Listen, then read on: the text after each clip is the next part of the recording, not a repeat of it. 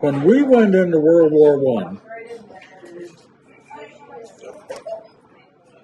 we had to go nuts on purchasing bullets, shells, cannons, airplanes. We never manufactured an airplane that saw any combat in World War I. We had the one airplane that some of our companies did manufacture was designed by de Havilland, the DH-4 Jenny. I've heard of that. Pardon? I've heard of that. Okay, right. And it had two cockpits. A big old.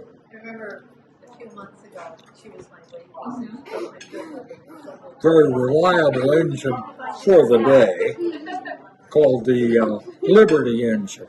Okay. It had a great big flat front on it, like the grill on a car, and it operated just like your automobile engine. It had liquid in there, and you had antifreeze in it. Well, alcohol. You had antifreeze in there.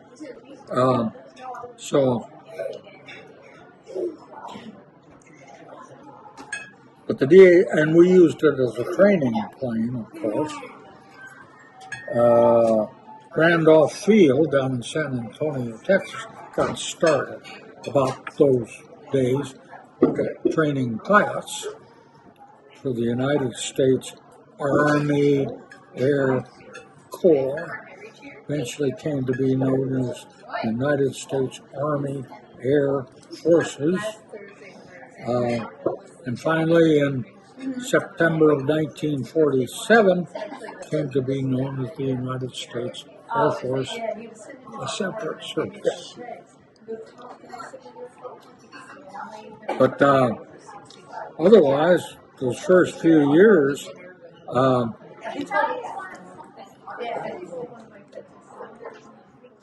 it was all part of the Army. Well, sure wasn't going to be part of the Navy until somebody got the brilliant idea. Let's see if they can put a runway on a ship. Yep, they sure did. And Dave, the first few that they tried were a riot. They worked all right. And the first one was a ship called the Langley.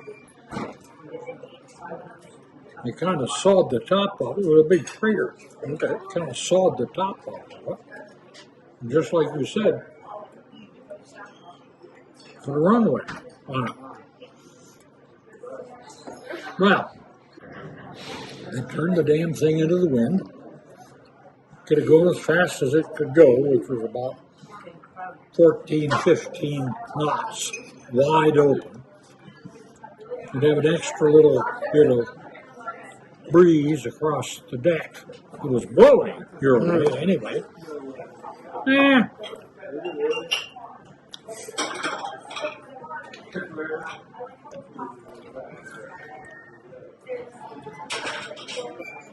As you're coming down in your airplane, trying to put it on the deck,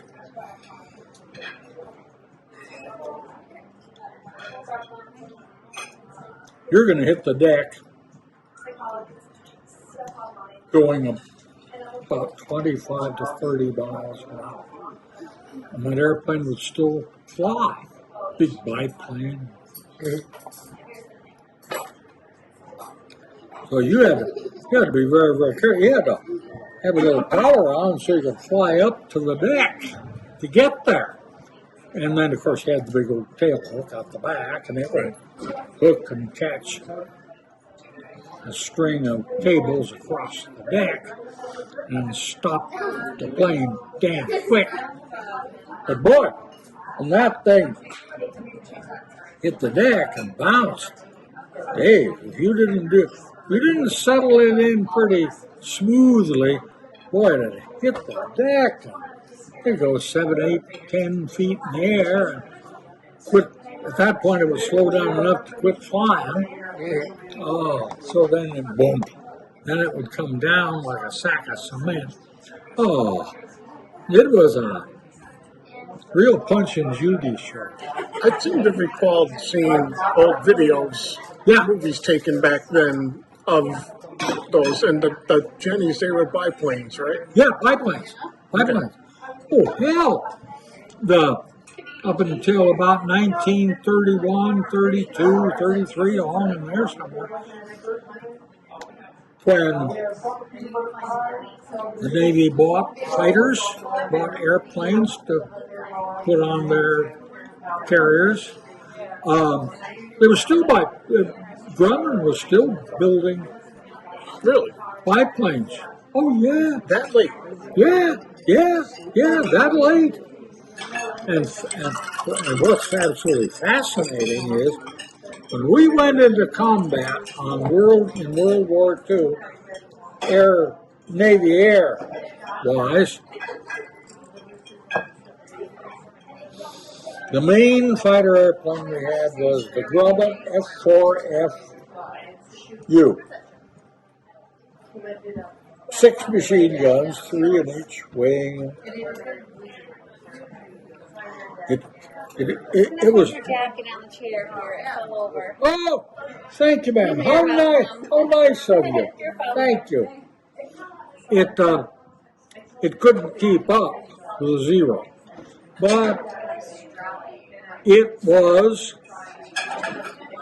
when the Navy basically said to Grumman, we got to have a better fighter than this biplane stuff.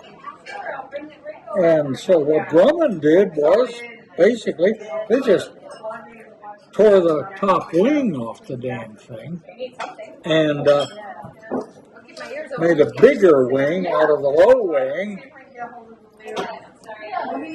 and got the wheels so they would come up, and they had the Grumman F4F. Okay. Yeah.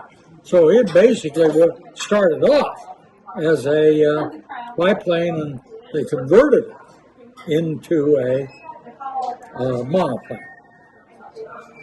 But then